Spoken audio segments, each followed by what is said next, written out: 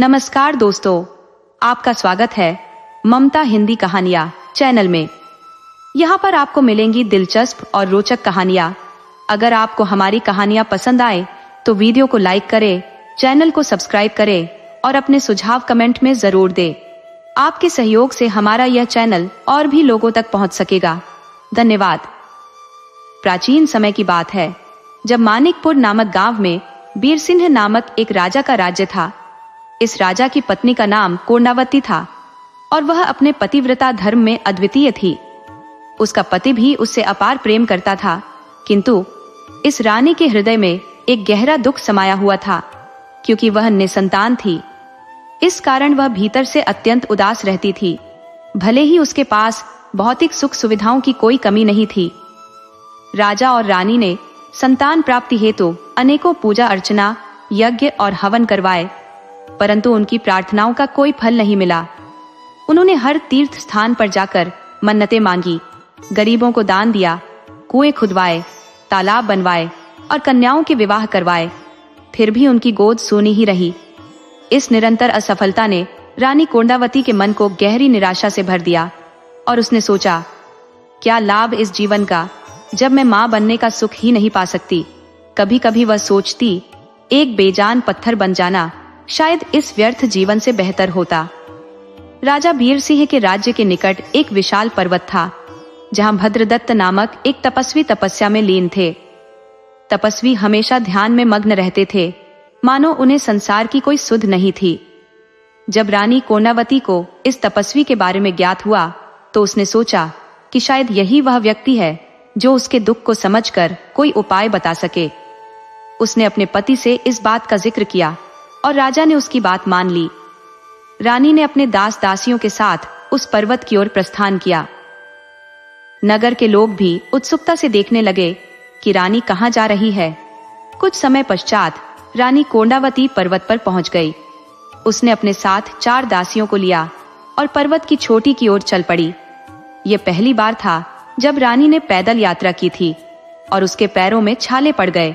जगह जगह से खून रिसने लगा, परंतु मां बनने की तीव्र इच्छा ने उसके सभी दुखों को नगण्य कर दिया था और किसी तरह वह तपस्वी के स्थान तक पहुंच गई। रानी ने देखा कि ऋषि भद्रदत्त अपनी तपस्या में पूरी तरह लीन थे। आसपास के पेड़ पौधों ने उनका पूरा शरीर ढक लिया था और पक्षियों ने उनके निकट घोंसले बना लिए थे। रानी ने उन्हें प्रणाम किया, लेकिन ऋषि का ध्यान भंग नहीं हुआ। रानी ने अनेक प्रयास किए ताकि ऋषि का ध्यान टूटे, परंतु सब व्यर्थ साबित हुआ। अब रानी को यह भय सताने लगा कि कहीं उसकी वजह से ऋषि की तपस्या में विघ्न न पड़ जाए, अन्यथा कुछ अनर्थ हो सकता है और ऋषि उस पर क्रोधित हो सकते हैं। तभी रानी के मन में एक उपाय आया। उसने एक हांडी में चावल पकाए, पानी डाला और 2 ईंटें लेकर एक चूल्हा बना लिया। लेकिन चूल्हा अधूरा होने के कारण हांडी ठीक से टिक नहीं पा रही थी। रानी ने तपस्वी के क्रोध से बचने और अपनी इच्छा पूर्ण करने की आशा में यह सब किया, लेकिन उसका चूल्हा जैसे उसके प्रयत्नों की तरह अधूरा ही रह गया। रानी कोंडावती ने अपने दाएं घुटने का सहारा लेते हुए चावल की हांडी को चूल्हे पर रखने का प्रयास किया और फिर चूल्हा जला दिया। इस प्रक्रिया में जब उसने घुटने को झटके से खींचा तो वह जल गया, जिससे वह दर्द से चिल्ला उठी। घुटने को खींचते ही हांडी भी नीचे गिर गई और सारे चावल बिखर गए। ठीक उसी क्षण मुनि जी की गहरी तपस्या भंग हो गई। मुनि जी ने आंखें खोलकर पूछा, बेटी, तुम कौन हो? मुझे तो तुम किसी राजघराने की लगती हो, क्योंकि तुम्हें रसोई का काम नहीं आता, न ही चूल्हा जलाना आता है। जाओ, एक पत्थर लाओ और उसे चूल्हे में तीसरा पत्थर बनाकर फिर से चावल पकाओ, नहीं तो तुम अपना घुटना फिर से जला बैठोगी। रानी कोंडावती, जो तपस्वी के पैरों में गिरकर अपनी पीड़ा व्यक्त करना चाहती थी, ने मुनि जी के निर्देशों का पालन किया। उसने मुनि जी के चरणों में गिरकर अपनी व्यथा सुनाई। हे मुनि जी, मैं आपसे विनती करती हूँ कि मुझे संतान का वरदान दीजिए, ताकि मैं मातृत्व का सुख प्राप्त कर सकूं। मुनि जी ने ध्यान से कहा, बेटी, तुम्हारे भाग्य में संतान सुख नहीं लिखा है। ये सुनकर रानी कोंडावती मूर्छित होकर वहीं गिर पड़ी, जिससे मुनि जी को बहुत दुख हुआ। उन्होंने ध्यान लगाया और देखा कि रानी को संतान सुख तो प्राप्त होगा, लेकिन यह उसके और राजा वीर सिंह की जान को खतरे में डाल सकता है। अगर लड़की होगी तो रानी की जान को, और अगर लड़का होगा तो राजा की जान को खतरा होगा। मुनि जी ने यह बात रानी को नहीं बताई और कहा, बेटी, उत्तर दिशा में नागराज का वास है। वहां सागवान के पेड़ों के बीच एक आम का पेड़ है। तुम्हें पहले वहां जाकर पेड़ की प्रदक्षिणा करनी होगी, फिर आम तोड़कर नदी में स्नान करना होगा। इसके बाद आम का रस पी लेना। तुम्हारी इच्छा अवश्य पूरी होगी। रानी ने वैसा ही किया जैसा मुनि जी ने बताया था। वह नागराज के वृक्ष के पास पहुंची और भक्तिभाव से पेड़ की प्रदक्षिणा करने के बाद पेड़ पर चढ़ गई। उसने आंचल में आम तोड़ने शुरू किए, लेकिन जब उसने आम गिने तो केवल 7 आम ही निकले। उसने फिर से पेड़ पर चढ़कर आम तोड़े और फिर 7 आम ही निकले। तीसरी बार जब उसने पेड़ पर चढ़कर आम तोड़े तो धरती कांपने लगी और पेड़ भी हिलने लगे। अचानक नागराज अपने फन फैलाए हुए गुस्से में बाहर निकला। रानी कोंडावती डर से कांपने लगी और बोली, हे नागराज, मेरी रक्षा कीजिए। मैं आपकी आज्ञा के बिना पेड़ पर चढ़ी हूँ, लेकिन कृपया मुझे अभी छोड़ दीजिए। जब मैं अपनी संतान का मुख देख लूंगी तब आप 9 महीने बाद आकर मुझे दंड दे सकते हैं। नागराज ने उसकी प्रार्थना स्वीकार की और कहा, तुम्हारे 7 कन्याएं होंगी और सबसे छोटी का नाम सर्पावती रखना। ये वादा मत भूलना। रानी ने पूछा, क्या मैं केवल कन्याओं की ही मां बनूंगी? क्या मैं पुत्र सुख से वंचित रह जाऊंगी? नागराज ने उत्तर दिया, अगर तुम्हें पुत्र हुआ तो तुम्हारे पति की मृत्यु हो जाएगी, इसलिए तुम्हारे लिए कन्याओं का होना ही उचित है। रानी कोंडावती ने नागराज के वचनों को स्वीकार किया और नागराज अपनी गुफा में वापस चला गया। रानी की इच्छा पूर्ण हो गई थी और वह खुशी खुशी अपने महल लौट आई। राजा वीर सिंह ने भी रानी का स्वागत किया। अगले दिन रानी ने 7 आमों का रस निचोड़ कर पिया और कुछ समय बाद उसे गर्भ ठहर गया। 9 महीने बाद रानी कोंडावती ने एक साथ 7 कन्याओं को जन्म दिया। राजा वीर सिंह ने पूरे राज्य में धूमधाम से खुशियां मनाई। जगह जगह वस्त्र, मिठाई और दान बांटे गए। जब रानी कोंडावती की बेटियां 3 महीने की हुई तो राजा ने उनके नामकरण का आयोजन रखा। पूजा पाठ के बाद राज पुरोहित जी ने बेटियों के नाम रखे। सबसे बड़ी का नाम रखा गया गुणवती, दूसरी का रूपवती, तीसरी का भाग्यवती, चौथी का मायावती, 5वीं का सुखवती, छठी का बुद्धवती और 7वीं का नाम रखा गया भगवती। रानी कोंडावती अपनी सारी परेशानियां भूलकर अपनी सुंदर सुंदर बेटियों के चेहरों को देखकर खुश होती रही। एक दिन रानी ने राजपुरोहित जी से पूछा, पंचमी कब है? राजपुरोहित ने कहा, बेटी, 3 दिन बाद नाग पंचमी है। ये सुनकर रानी कोंडावती का दिल दहल गया, क्योंकि उसे नागराज से किया हुआ वादा याद आ गया। वह दिन नजदीक आ गया था जब नागराज उसके प्राण लेने आने वाले थे। रानी सोचने लगी, अगर मेरे मरने के बाद मेरी नन्ही नन्ही बेटियों का क्या होगा? अगर राजा ने दूसरी शादी कर ली तो सौतेली माँ तो जरूर मेरी बच्चियों को तंग करेगी। हे भगवान, मेरी मासूम बेटियों का क्या होगा? इस डर से रानी ने राजा वीर सिंह को अपने कक्ष में बुलाया और उसे पूरी सच्चाई बता दी। रानी ने कहा, महाराज, मेरे पास बस 3 दिन का समय बचा है। अगर आप मुझे बचा सकते हैं तो बचा लीजिए। राजा यह सुनकर सदमे में आ गया और वहीं मूर्छित होकर गिर पड़ा। जब मंत्रियों को यह बात पता चली तो उन्होंने रानी को दिलासा दिया, रानी साहिबा, घबराइए मत, हम आपको कुछ नहीं होने देंगे। उन्होंने बाजार से 2 बड़े बड़े सोने के खंभे और एक सोने का संदूक मंगवाया। उन खंभों को बाजार के बीचों बीच गाढ़ा और संदूक को उनके बीच लटकाया। फिर रानी कोंडावती को उस संदूक में बंद कर दिया और बाहर से ताला लगा दिया। संदूक के चारों ओर तेल लगाया और आग लगा दी। पूरी नगरी के दरवाजे बंद कर दिए गए और सैनिकों को बाहर पहरा देने के लिए तैनात कर दिया गया। सभी इस सोच में थे कि नागराज अब रानी के प्राण कैसे लेगा। नाग पंचमी का दिन आ गया और नागराज ने रानी का इंतजार किया। जब रानी नहीं आई तो नागराज को गुस्सा आ गया। उसने गुस्से में अपने चारों फन फैलाए और राजा की नगरी की ओर बढ़ा।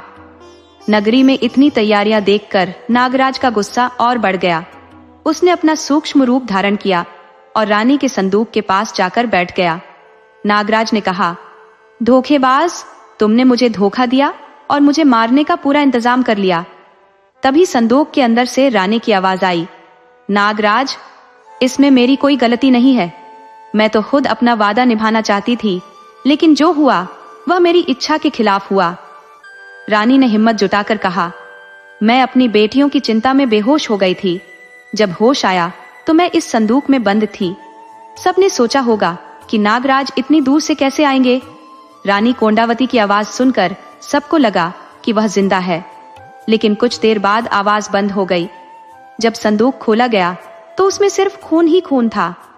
राजा वीर सिंह ने जब देखा कि उनकी रानी कोंडावती अब इस दुनिया में नहीं रही, तो उनके जीवन का सारा मतलब खो गया। राजा ने अपने सीने में तलवार घोंपने का प्रयास किया, लेकिन मंत्रियों ने उनका हाथ थामकर तलवार छीन ली। एक मंत्री ने कहा, महाराज, हर कोई सांप के डसने से नहीं मरता। मैं एक ओंझा को जानता हूं जो रानी कोंडावती के शरीर से नागराज का जहर निकाल सकता है। राजा वीर सिंह ने तुरंत अपनी नगरी के आसपास के सभी ओझाओं को बुलाया और रानी का उपचार करने के लिए कहा। ओझाओं ने अपने अपने तरीकों से रानी का इलाज करना शुरू किया। कुछ ही देर में रानी ने आंखें खोल दी। उन्होंने राजा को पास बुलाया, उनका हाथ पकड़कर बोली, महाराज, मैं अब कुछ ही पल की मेहमान हूं। दुनिया में कोई ऐसा ओझा नहीं है जो मेरे प्राण वापस ला सके। मैं आपसे एक वचन लेना चाहती हूँ। जब तक हमारी बेटियों का विवाह न हो जाए और वे अपनी ससुराल न चली जाएं, तब तक आप दूसरी शादी नहीं करेंगे। मुझे डर है कि अगर आपने दूसरी शादी कर ली तो मेरी सौतन मेरी बेटियों को बहुत सताएगी। मैं अपनी दूध पीती बच्चियों को आपके हवाले करके जा रही हूँ। राजा वीर सिंह ने रानी के सामने कसम खाई कि चाहे कुछ भी हो जाए, वे कभी दूसरी शादी नहीं करेंगे। रानी कोंडावती आखिरी बार अपनी बेटियों का चेहरा भी नहीं देख पाई और स्वर्ग से धार गई। जिन संतानों को पाने के लिए रानी ने न जाने कितने पूजा पाठ और तप किए थे, उन्हीं संतानों का सुख वे नहीं भोग सकी। रानी आखिरी समय तक अपनी बेटियों का नाम लेती रही। समय बीतने लगा। राजा ने अपनी बेटियों को मां की कमी कभी महसूस नहीं होने दी और रानी से किया हुआ वादा निभाया। उन्होंने दूसरी शादी नहीं की। मंत्रियों ने राजा को समझाने की बहुत कोशिश की, लेकिन राजा अपने वचन पर अड़िग रहे। मंत्रियों को समझ नहीं आ रहा था कि राजा को दूसरी शादी के लिए कैसे मनाए। फिर एक युक्ति सूझी। मंत्रियों ने राजा की 7 बेटियों से बात की और कहा, हमने राजा वीर सिंह को दूसरी शादी करने के लिए कहा है, लेकिन वे हमारी बात नहीं मानते। अगर आप सब मिलकर अपने पिताजी से दूसरी शादी करने का अनुरोध करेंगी तो शायद वे मान जाएं। आपको भी नई मां का प्यार मिलेगा। बेटियों ने पिता से दूसरी शादी करने की गुजारिश की, लेकिन राजा ने साफ इनकार कर दिया। तब राजा ने मंत्रियों से कहा कि वे दूसरा उपाय सोचे। मंत्रियों ने एक योजना बनाई। उन्होंने एक नौकर को जंगल में भेजा और वहां से मोहिनी नाम की एक जड़ी बूटी ढूंढ लाए। ये बूटी ऐसी थी कि जो इसे खा ले वह तुरंत विवाह के लिए राजी हो जाता। मंत्रियों ने इस जड़ी बूटी को रसोइये से कहकर राजा के भोजन में मिलवा दिया। अगले दिन राजा ने मंत्रियों से कहा कि वे विवाह करना चाहते हैं और किसी सुंदर राजकुमारी को ढूंढ लाएं। सभी मंत्री तो इसी मौके का इंतजार कर रहे थे। उन्होंने राजा वीर सिंह के लिए एक योग्य राजकुमारी ढूंढ निकाली, जिसका नाम स्वर्णवती था। राजा वीर सिंह का रिश्ता स्वर्णवती से तय हो गया। राजा वीर सिंह बारात लेकर सीतापुर नामक राज्य में पहुंचे, जहां उनका विवाह स्वर्णवती से हुआ। लेकिन विवाह के बाद अपशकुन होने लगे। जब बारात लौट रही थी तो एक पेड़ की टहनी टूटकर बारातियों पर गिर पड़ी, लेकिन राजा वीर सिंह बाल बाल बच गए। जब राजा महल लौटे तो उन्होंने राजपुरोहित और मंत्रियों को बुलाकर पूछा, आप लोगों ने कन्या को पसंद किया और मेरा विवाह करवाया, फिर भी अपशकुन क्यों हो रहे हैं? कोई मुझे बताएगा यहाँ क्या हो रहा है? मंत्रियों ने राजा को समझाने की कोशिश की, लेकिन राजा का मन शांत नहीं हुआ। जड़ी बूटी का असर अब खत्म हो चुका था और राजा को अपनी पत्नी को दिए गए वचन की याद आ गई। राजा का नई रानी से मन उचट गया। उन्होंने नई रानी के लिए एक नया महल बनवा दिया और खुद अपनी 7 बेटियों के साथ पुराने महल में रहने लगे। राजा ने रानी स्वर्णवती से बात करना भी बंद कर दिया और नए महल में जाना भी छोड़ दिया। एक दिन राजा वीर सिंह को किसी काम से महल से बाहर जाना पड़ा। उन्होंने सोचा कि 7 बेटियों को भी साथ ले जाएं, लेकिन रानी स्वर्णवती को जब यह बात पता चली तो उसने चुपचाप जाकर बेटियों को समझाया बेटियों, तुम्हारे पिता तुम्हें साथ ले जाना चाहते हैं, लेकिन सोचो, यहाँ तुम्हारी देखभाल कौन करेगा? खाना कौन बनाएगा? कपड़े कौन धोएगा? अगर तुम पिता के साथ चली गई तो वे अपने काम पर ध्यान नहीं लगा पाएंगे। इसलिए तुम सब पिताजी से कहो कि हमें यहीं रहना है, नई माँ के साथ। सातों बेटियों ने रानी की बात मान ली और राजा से कहा, पिताजी, हम यही माँ के साथ रहना चाहते हैं, आप अपने काम पर जाइए। राजा वीर सिंह ने सोचा कि अगर बेटियां अपनी नई माँ के साथ खुश हैं, तो उन्हें यहीं रहने देते हैं। उन्होंने बेटियों को रानी के महल में छोड़ दिया और खुद चले गए। अगले दिन अमावस्या थी। रानी स्वर्णवती ने सातों बेटियों को बुलाकर कहा, कल पूर्णिमा है। जो इस दिन व्रत रखता है उसे बहुत सुख मिलता है, इसीलिए तुम सब कल व्रत रखना ताकि तुम्हारा जीवन सुखी हो। बेटियों ने रानी की बात मान ली और व्रत का संकल्प कर लिया। दिन ढलते ही बेटियां भूख से बेहाल हो गई। उन्होंने नई माँ से कहा, माँ, अब भूख बर्दाश्त नहीं हो रही। हमें अच्छा जीवन मिले या न मिले, पर हम अब और भूखे नहीं रह सकते। रानी स्वर्णवती ने गुस्से से कहा, क्या तुम मूर्ख हो? क्या मैं हर समय तुम्हारे लिए खाना बनाती रहूंगी? और उसने सभी को थप्पड़ मार दिए।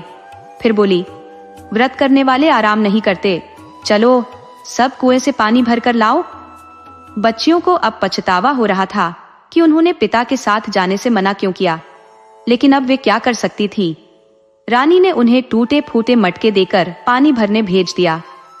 वे बेचारी, जो महल में कभी एक गिलास पानी भी खुद नहीं भरती थी, अब कुएं से पानी भरने को मजबूर थी। उन्हें पानी भरना नहीं आता था, लेकिन सौतेली माँ के डर से वे डर रही थी कि अगर पानी नहीं लाई तो माँ मारेगी। एक बेटी ने रानी से पीने के लिए पानी मांगा। रानी ने कहा, पहले कुएं से पानी भरकर लाओ, तभी पानी मिलेगा। बेचारी बच्चियां रोते रोते पानी भरने के लिए चली गई।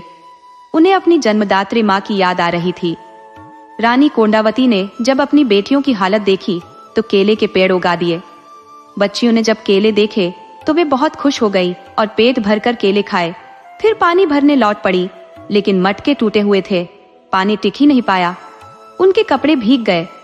जब वे महल पहुंची तो मटकों में एक बूंद भी पानी नहीं बचा था। सातों बहनों ने कहा, माँ, ये मटके तो टूटे हुए थे। रानी स्वर्णवती गुस्से से बोली, तुम ही ने मटके फोड़े हैं, और छड़ी से उनकी पिटाई कर दी। सातों बहनें रोने लगी। एक बेटी ने कहा, माँ, हमें क्यों मार रही हो? हमने क्या बिगाड़ा है? दिन ऐसे ही बीतने लगे। रानी हर रोज उनकी पिटाई करती। एक दिन फिर से एक बच्ची ने पानी मांगा तो रानी ने अंदर जाकर दूध में जहर मिला दिया और बच्चियों को पीने के लिए दे दिया।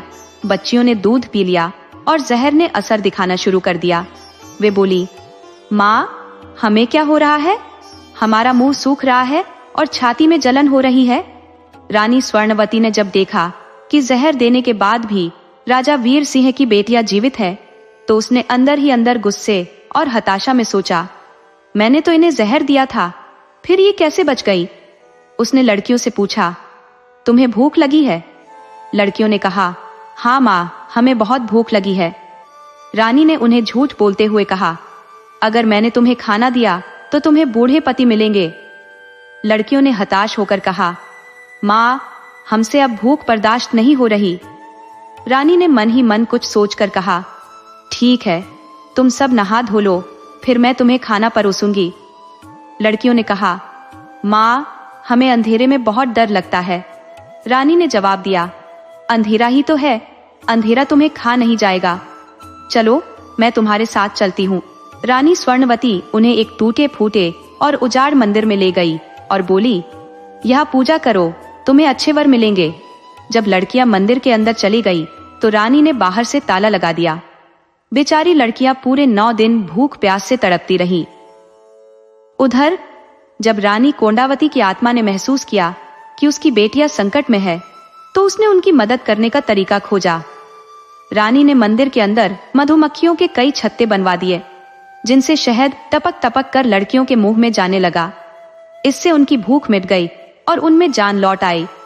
राजा वीर सिंह, जो अपने पड़ाव में चैन की नींद सो रहा था, अचानक किसी अदृश्य शक्ति द्वारा हिलाया गया।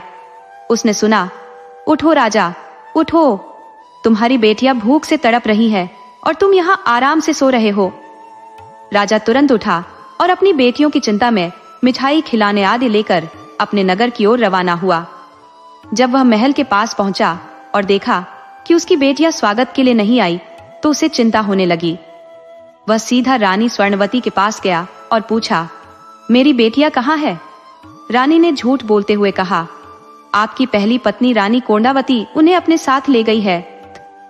राजा को रानी की बातों पर विश्वास नहीं हुआ और उसने अपनी बेटियों को ढूंढने के लिए सिपाहियों को नगर में भेज दिया, लेकिन सिपाही कहीं भी राजकुमारियों का पता नहीं लगा सके।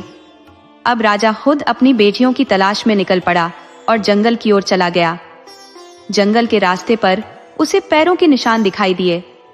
राजा वीर सिंह ने जब जंगल में पैरों के निशान देखे तो 7 छोटे छोटे निशान और एक बड़ा निशान दिखाई दिया। उसे लगा कि यह बड़ा निशान रानी कोंडावती का ही हो सकता है।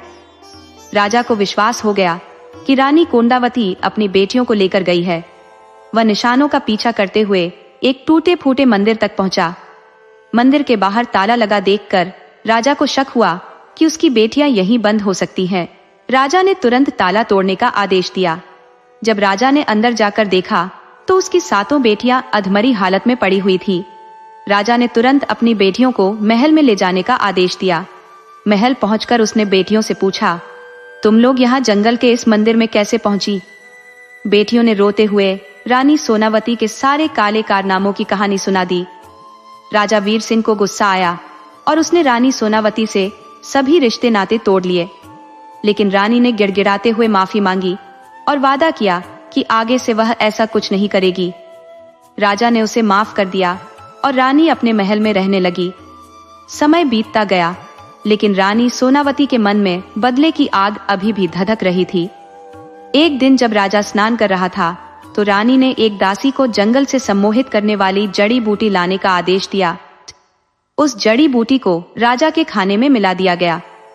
खाना खाते ही राजा सोनावती के प्रति सम्मोहित हो गया।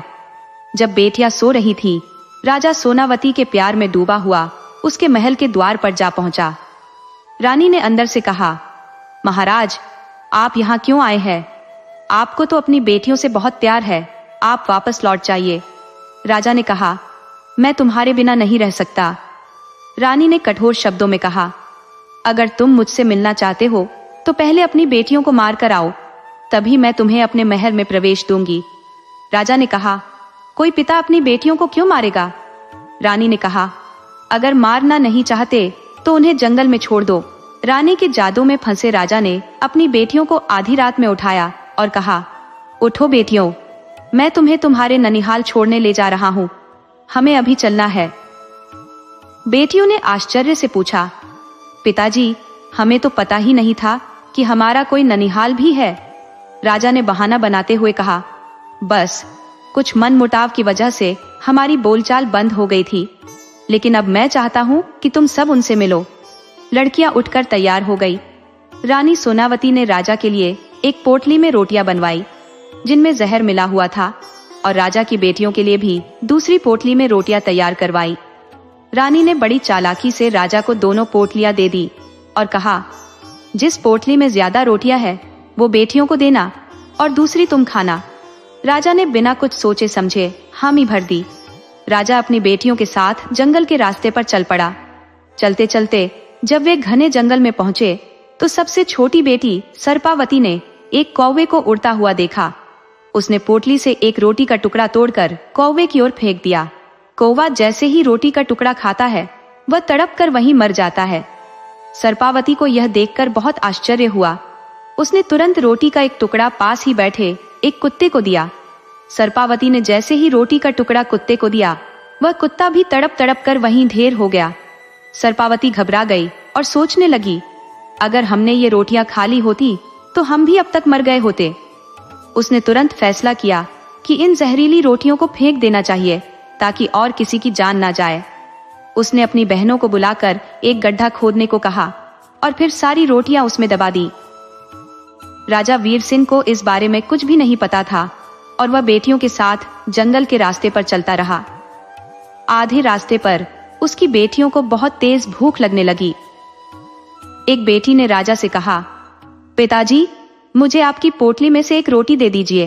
राजा ने कहा, बेटी, मेरी पोटली में तो सिर्फ पत्थर और कंकड़ भरे हुए हैं। ये जंगली जानवरों से बचाव के लिए है। वैसे भी हम तुम्हारे ननिहाल पहुंचने ही वाले हैं, थोड़ा और सब्र कर लो। पर भूख से बेहाल एक बेटी वहीं जंगल में बैठकर रोने लगी। राजा ने गुस्से में आकर उसे छुरी से मारना शुरू कर दिया। बाकी बेटियों ने रोते हुए कहा, पिताजी इसे मत मारिए, हम इसे समझा देंगे। दिन ढलने लगा और रात की चादर फैल गई। राजा ने कहा, अब रात बहुत हो गई है, हम सब थक भी गए हैं, यही कहीं सो जाते हैं, सुबह फिर से चलेंगे। राजा वीर सिंह ने एक साफ जगह देखकर पेड़ के नीचे लेटने की तैयारी की। बेटियां भी उसके आसपास सो गई। राजा ने बेटियों को सोता देख उनके सिरहाने एक मोटी लकड़ी रख दी और उस पर चादर डाल दी ताकि उन्हें लगे कि वह वहीं है। फिर चुपके से जंगल के रास्ते पर चल दिया। सुबह होते ही राजा जंगल के किनारे एक नदी पर पहुंचा। उसने वहां जाकर हाथ मुंह धोया और फिर खाने के लिए पोटली खोली।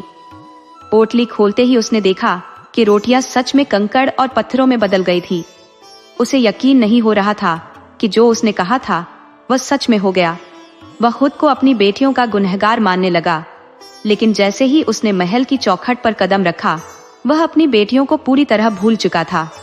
दूसरी ओर जब सुबह हुई तो बेटियां जाग गई। उन्होंने अपने पिता को आवाज दी, पर कोई जवाब नहीं आया। एक बेटी ने चादर हटाई तो वहां राजा की जगह एक मोटी लकड़ी का टुकड़ा पड़ा था। अब उन्हें समझ आ गया कि उनके पिता उन्हें अकेला छोड़कर चले गए हैं। सब रोने लगी, पर उन्होंने हिम्मत नहीं हारी और पास के तालाब में स्नान किया।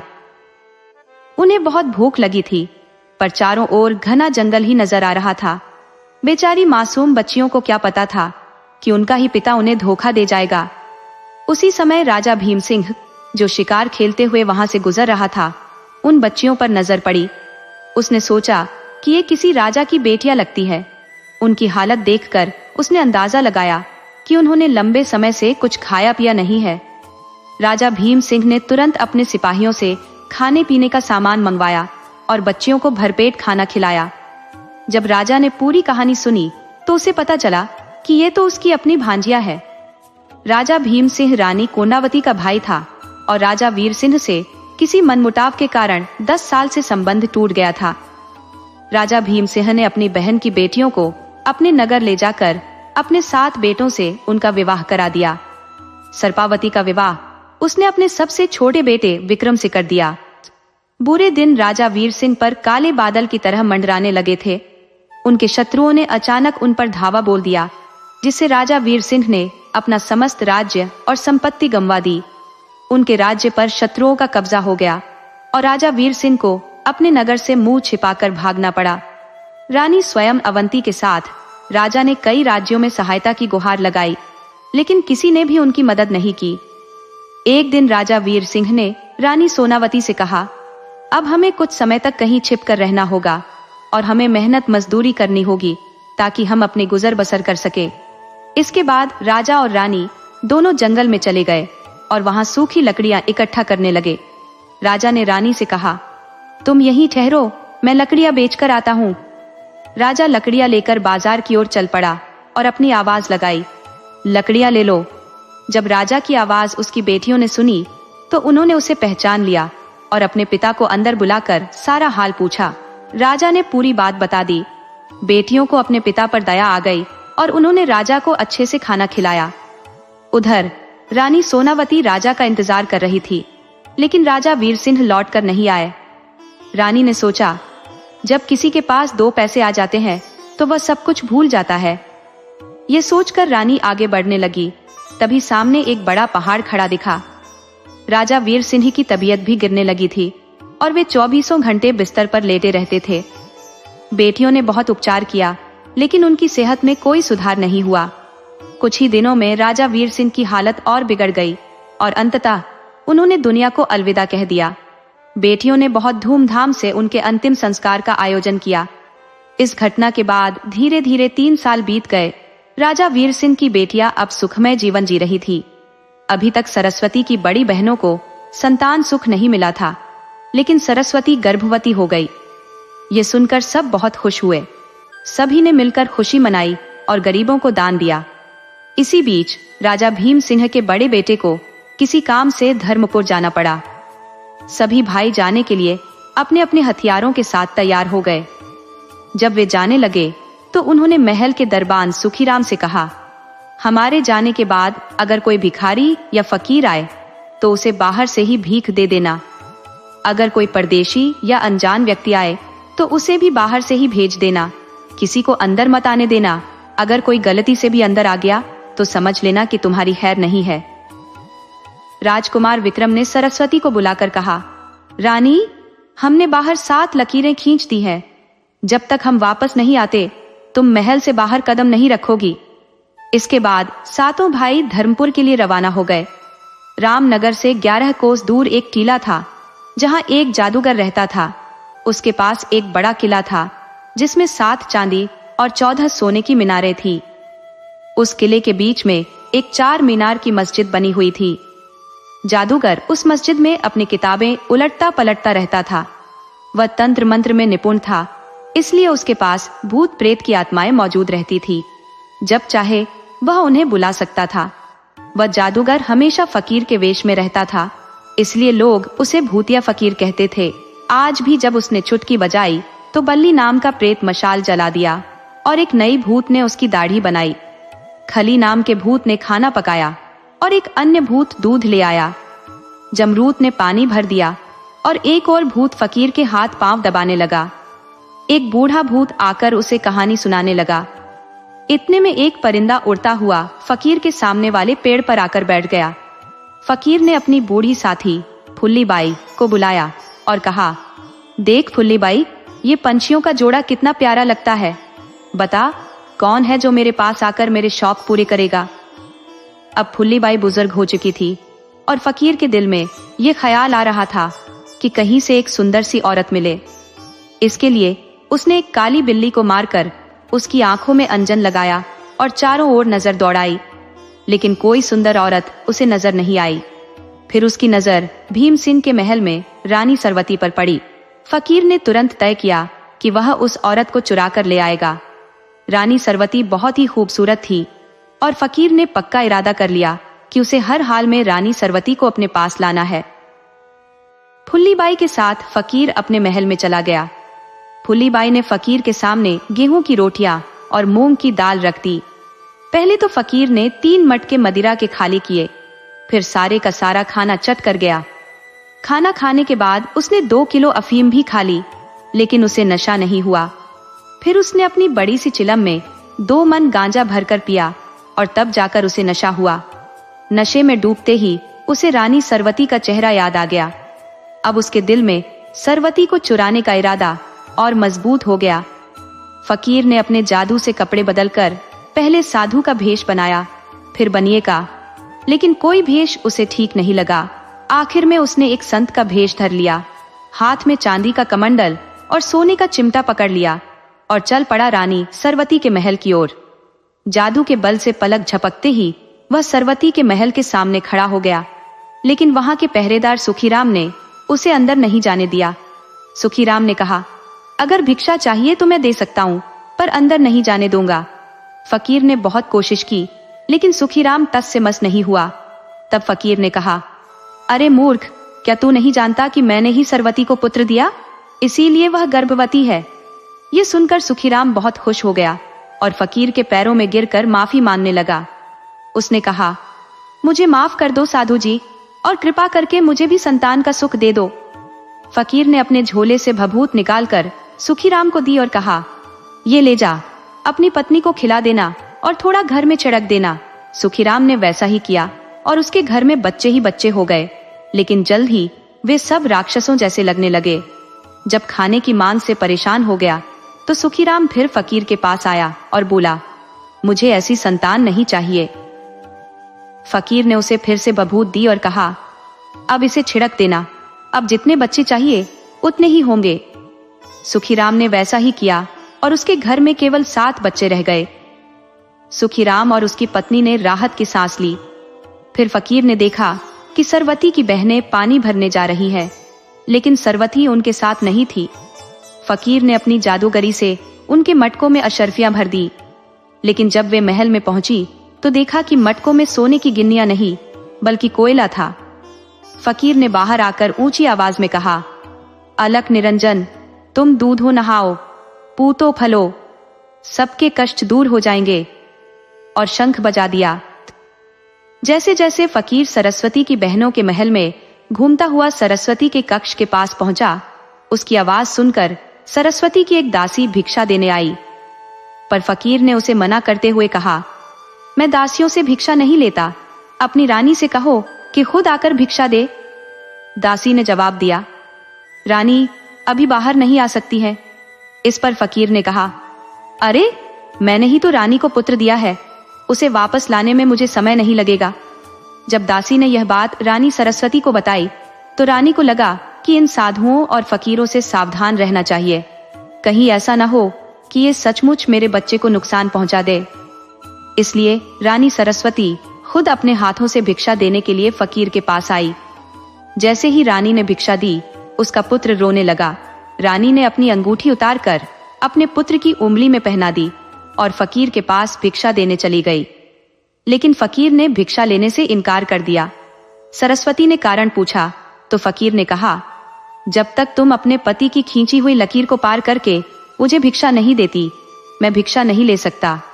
फकीर को यह पता था कि जब तक रानी महल की लकीर पार नहीं करेगी, वह उसे हाथ भी नहीं लगा सकता। सरस्वती लकीर को पार करने में झिझक रही थी। ये देखकर फकीर ने छल से उसके बच्चे को छीन लिया और धमकी दी कि वह बच्चे को ले जाएगा। डर के मारे रानी सरस्वती महल की लकीर पार कर बाहर आ गई।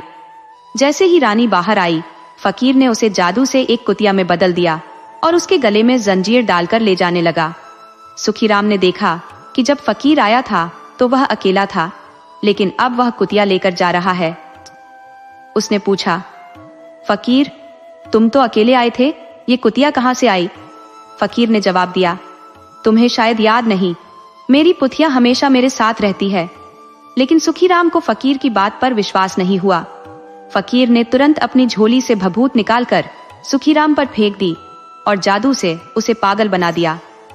पागल होकर सुखीराम जंगल की ओर भाग गया और फकीर सरस्वती को अपने सोने के महल में ले आया। वहां उसने जादू से कुतिया बनी सरस्वती को फिर से उसकी असली रूप में बदल दिया, क्योंकि सरस्वती बेहद सुंदर थी। फकीर ने सरस्वती को छूने के लिए हाथ बढ़ाया, लेकिन सरस्वती ने कहा, तुम मुझे 12 बरस तक छू नहीं सकते, क्योंकि मैंने 12 बरस तक ब्रह्मचर्य का व्रत लिया है। सरस्वती ने फकीर को चेतावनी दी, अगर तुमने मुझे छूने की कोशिश की तो तुम्हारे सिर के टुकड़े टुकड़े हो जाएंगे। फकीर बहुत बड़ा जादूगर था, लेकिन सरस्वती भी एक पतिव्रता नारी थी, इसलिए फकीर का जादू उसके सामने बेअसर था। क्रोधित होकर फकीर ने सरस्वती को जादू से राख में बदल दिया और उस राख को अपनी झोली में डालकर अपनी साथी फुल्लीबाई के पास लौट आया। फुल्लीबाई ने देखा कि फकीर अकेला ही वापस आया है, तो उसने सोचा कि शायद सरस्वती को वह अपने साथ नहीं ला सका। इस पर वह फकीर का मजाक उड़ाने लगी।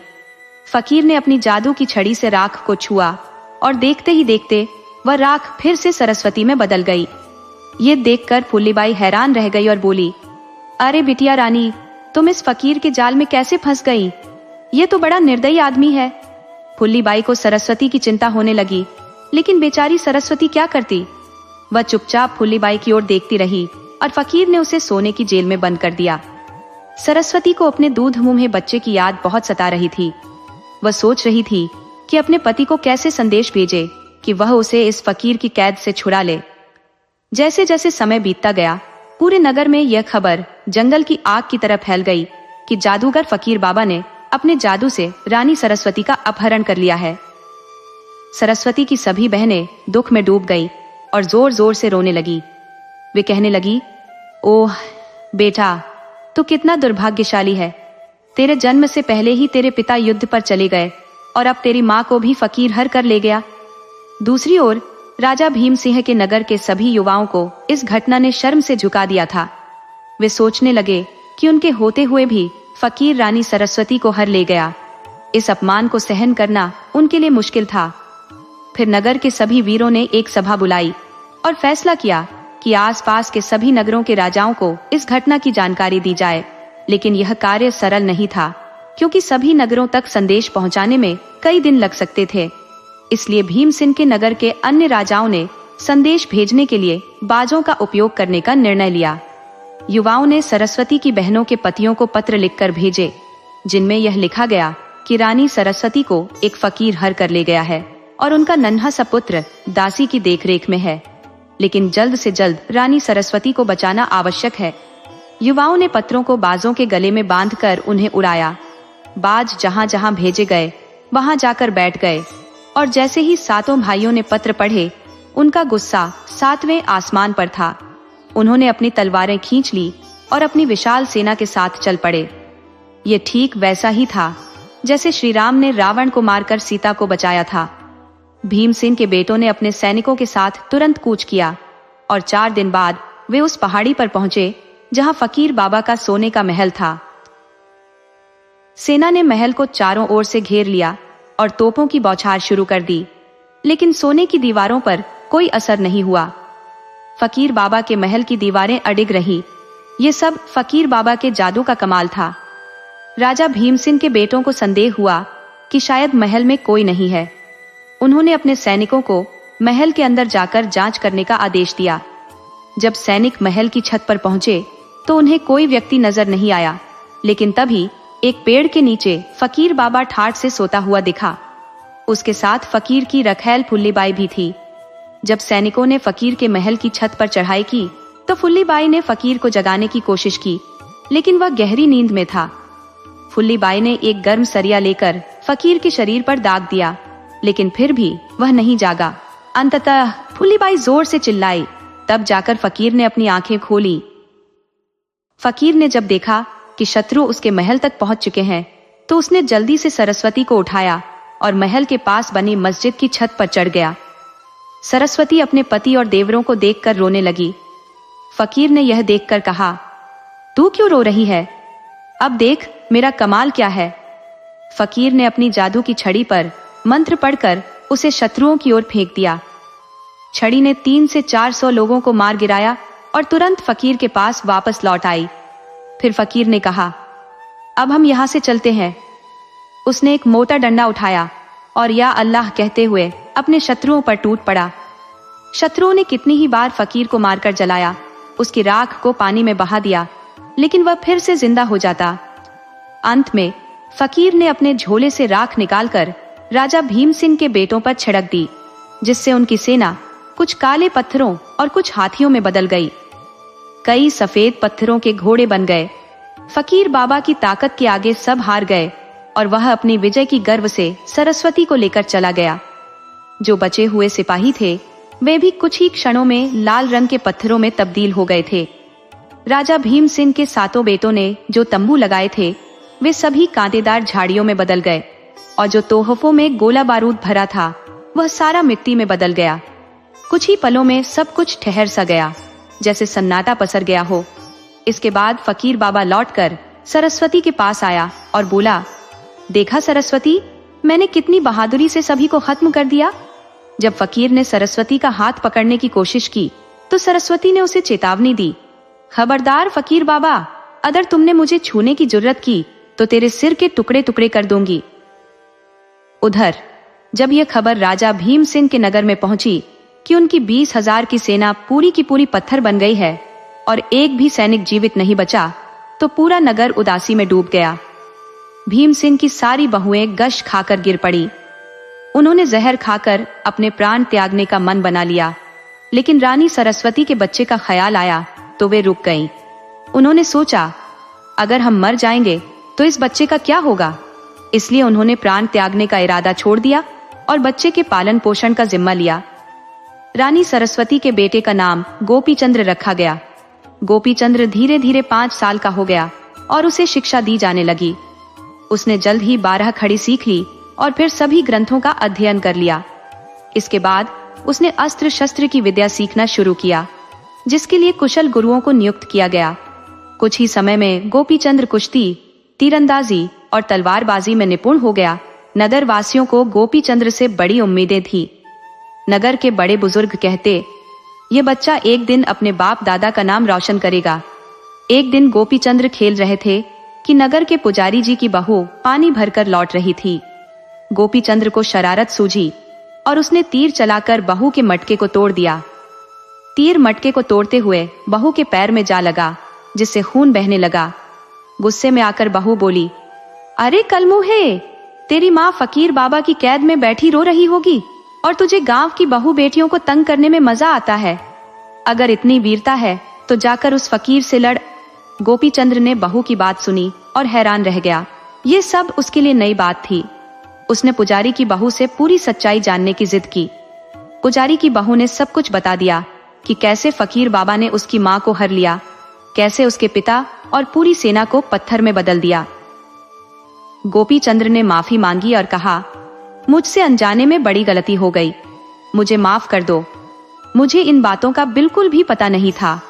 अब जब मुझे पूरी सच्चाई पता है तो कृपया मुझे आशीर्वाद दो, ताकि मैं अपने पिता का अधूरा काम पूरा कर सकूं। पुजारी की बहू ने उसे आशीर्वाद दिया और कहा, जीते रहो पुत्र, तुम्हारी वीरता तुम्हारी माँ को इंसाफ दिलाएगी, हमें खुशी होगी। इसके बाद गोपीचंद्र महल में लौट आया और बिस्तर पर लेट गया। उसने सबसे बातचीत बंद कर दी, यहाँ तक कि खाना पीना भी छोड़ दिया। गोपीचंद्र की माताएं उसके पास आकर पूछने लगी, पुत्र, तुम्हें क्या हो गया है? तुमने खाना पीना क्यों छोड़ दिया? हमने क्या गलती की? गोपीचंद्र ने कहा, पहले ये बताओ, मेरे माता पिता कहाँ है? सभी मौसियां, जो माताओं की तरह उसका लालन पालन कर रही थी, कहने लगी, हम ही तुम्हारी माताएं हैं। गोपीचंद्र ने कहा, क्या मैंने आप सबकी कोख से जन्म लिया है? मेरी असली माँ कौन है और कहाँ है? माताओं ने कहा, ये कैसी बातें कर रहे हो? किसने तुम्हारे मन में हमारे खिलाफ जहर भर दिया? कौन है वो बदकिस्मत जिसने हमारे नन्हे से गोपीचंद्र के मन में उथल पुथल मचा दी है? उसका बेड़ा गर्क हो, वो कभी सुखी नहीं रहेगा। गोपीचंद्र ने अपनी माँ से बहुत आग्रह किया, जिसके बाद उन्होंने सारी कहानी सुना दी। उन्होंने बताया, बेटा, वो फकीर हमारा सब कुछ छीन ले गया था। हम तुम्हें खोना नहीं चाहते थे। हमने सब कुछ भुलाकर तुम्हें लाड प्यार से पाला है। गोपीचंद्र ने कहा, लेकिन मुझे अपनी माँ को छुड़ाने जाना है। आप सभी माताएं मुझे आशीर्वाद दे, ताकि मैं अपने काम में सफल होकर लौट सकूं। इस पर उनकी माँ ने कहा, बेटा, तुम उस फकीर का सामना कैसे करोगे? वह अकेला ही 20,000 की सेना को हरा चुका है। अगर तुम फिर भी जाना चाहते हो तो पहले हमें जहर दे जाओ, फिर जहां चाहो जाओ। गोपीचंद्र बोला, माँ, आप चिंता क्यों करती हैं? मुझे कुछ नहीं होगा। मैं जाने से पहले 3 पौधे लगाऊंगा। आप लोग हर दिन उन्हें 3 बार पानी देना। जब तक ये पौधे हरे रहेंगे, समझ लीजिए मैं जिंदा हूँ। अगर ये सूखने लगे तो समझ जाना कि मेरी आयु पूरी हो गई। फिर गोपीचंद्र ने अपने पिता के आभूषण जैसे कानों की मुद्राएं, गले की कीमती मोतियों की माला और हाथों में सोने के खड़े पहन लिए। कलेवा करके माँ के चरण स्पर्श कर आशीर्वाद लिया और निकल पड़ा। गोपीचंद्र अपने नगर को पार करते हुए जंगलों से गुजरता गया। कई दिन चलते रहने के बाद भी कोई गांव या नगर नजर नहीं आया। चलते चलते जब अंधेरा हो गया तो उसने एक पेड़ के नीचे डेरा डाल लिया। खाना खाकर विश्राम किया। सुबह उसकी आंख खुली तो उसने देखा कि उसके सामने 12 सिर वाला नाग देवता खड़ा है। गोपीचंद्र ने तुरंत तलवार निकाल ली, ये सोचते हुए कि नागराज उसे डसने आया है। लेकिन नागराज ने कहा, रुको गोपीचंद, तुम्हारी माँ का जन्म मेरे दिए गए प्रसाद से हुआ था। इस नाते तुम मेरे पोते हो। मैं तुम्हें आशीर्वाद देने आया हूँ। मुझे विश्वास है कि तुम अपनी माँ का उद्धार करोगे। उस फकीर का अंत तुम्हारे हाथों ही लिखा है। जाओ, उस फकीर का वध करके अपनी माँ को छुड़ाओ। लेकिन ध्यान रखना, तुम्हारे रास्ते में कई संकट आएंगे। जंगल के अंत में एक राक्षसी है जो रूप बदल सकती है। उसके जाल में मत फंसना। मैं तुम्हें चेतावनी देने आया हूँ। दिन भर चलते हुए गोपीचंद्र एक नगर के पास पहुंचा। वहां एक बूढ़ी भटियारी ने उसका मुरझाया चेहरा देखा और खाना बनाने लगी। गोपीचंद्र ने पूछा, नानी, आपके नगर का हालचाल कैसा है? नानी ने कहा, बेटा, हमें पूरे 6 महीने हो गए मीठा पानी पिए। अब तो खाना भी इसी खारे पानी में बनाना पड़ता है। दाल की पक्की भी नहीं बनती। गोपीचंद्र ने पूछा, नानी, आपके नगर में मीठे पानी के कुएं नहीं है? नानी बोली, कुआं तो है बेटा, बहुत बड़ा कुआं, लेकिन वो दरिंदा कलुआ बाघ हमारे पीछे पड़ा है।